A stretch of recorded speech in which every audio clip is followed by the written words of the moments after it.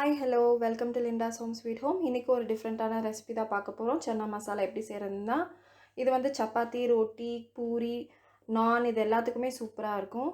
இது ரொம்பவே ஹெல்த்தியான டிஷ்ஷுங்க. குழந்தைகளுக்கெல்லாம் சன்னா வந்து கண்டிப்பாக சேர்த்தணும். நான் இன்றைக்கி சன்னா மசாலா செய்கிறதுக்கு ஒரு சின்ன டம்ளரில் சன்னா எடுத்து சுடுதண்ணியில் போட்டு ஊற வச்சுருக்கேங்க. நான் கொஞ்சம் லேட்டாக ஊற வச்சேன், அதனால் சுடுதண்ணியில் ஊற வச்சுருக்கேன். அப்போ தான் சீக்கிரம் ஊறி வரும். இதை வந்து நம்ம குக்கரில் 2 விசில் 2 இல்லை 3 விசில் வர அளவு நம்ம வேக வச்சு எடுத்துடலாம். வேக வச்ச தண்ணியை நம்ம ஸ்ட்ரெயினரில் ஸ்ட்ரெயின் பண்ணி எடுத்து வச்சிடலாம். அந்த தண்ணி தான் நம்ம யூஸ் பண்ண போகிறோம் இந்த டிஷ் செய்யறதுக்கு. என்னென்ன இன்க்ரீடியன்ட்ஸ் பார்த்துடலாம். ஒரு மீடியம் சைஸ் தக்காளி, 2 பெரிய வெங்காயம் எடுத்திருக்கேன். அதில் 1.5 பெரிய வெங்காயம் தான் நான் அரைக்க போகிறேன். கொஞ்சம் சன்னா எடுத்து வச்சுருக்கேன் கடைசியில் போட. அப்புறம் தண்ணி, சன்னா வேக வச்ச தண்ணி, 4 பல்லு பூண்டு, ஒரு துண்டு இஞ்சி எடுத்துருக்கேன். வாங்க கடாயில் இப்போ 2 டேபிள் ஸ்பூன் எண்ணெய் ஊற்றி அதில் ஒரு சின்ன டீஸ்பூன் 1 டீஸ்பூன் சோம்பு போட்டுக்கலாம். அப்புறம் நான் 2 பெரிய வெங்காயம் எடுத்து வச்சுருந்தேன் இல்லைங்களா, அதில் வந்து அரை பெரிய வெங்காயத்தை மட்டும் தாளிக்கிறதுக்கு எடுத்துக்கலாம். வெங்காயம் நல்லா வதங்கட்டுங்க. அதுக்கப்புறம் கருவேப்பிலை போட்டுக்கலாம்.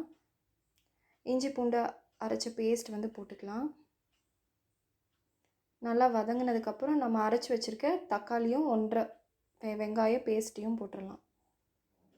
நல்லா வதங்கட்டும். வதங்கினதுக்கப்புறம் அரை டீஸ்பூன் மஞ்சத்தூள், 1.5 டீஸ்பூன் மிளகாய்த்தூள் நல்லா மிக்ஸ் பண்ணி விட்டுருங்க. 1.5 டீஸ்பூன் தனியா பவுடர், அப்புறம் ஒரு அரை டீஸ்பூன் மட்டன் மசாலா இல்லைன்னா கரம் மசாலா, உங்களுக்கு எது வேணுமோ எந்த டேஸ்ட் பிடிக்குமோ அது போட்டுக்கோங்க. நல்லா வதங்கினதுக்கப்புறம் அந்த வேக வச்ச தண்ணி எடுத்து வச்சுருக்கோங்க, அதை வந்து ஊற்றிக்கலாம். அப்புறம் வேக வச்ச சன்னாவையும் போட்டுக்கலாம். போட்டு நல்லா மிக்ஸ் பண்ணிவிட்டு நல்லா கொதி வரட்டும். கொஞ்சமாக உப்பு போட்டுக்கோங்க, அதிகமாக போட்டுறாதீங்க, அளவாக போடுங்க உப்பு. கொஞ்சம் நல்லா வெந்துருச்சு. வெந்ததுக்கப்புறம் கொரன்னு அரைச்ச அந்த சன்னாவை வந்து சும்மா ஒரு சுற்று தான் சுற்றி அரைச்சிருக்கேன். கொரன்னு இருக்கணும்.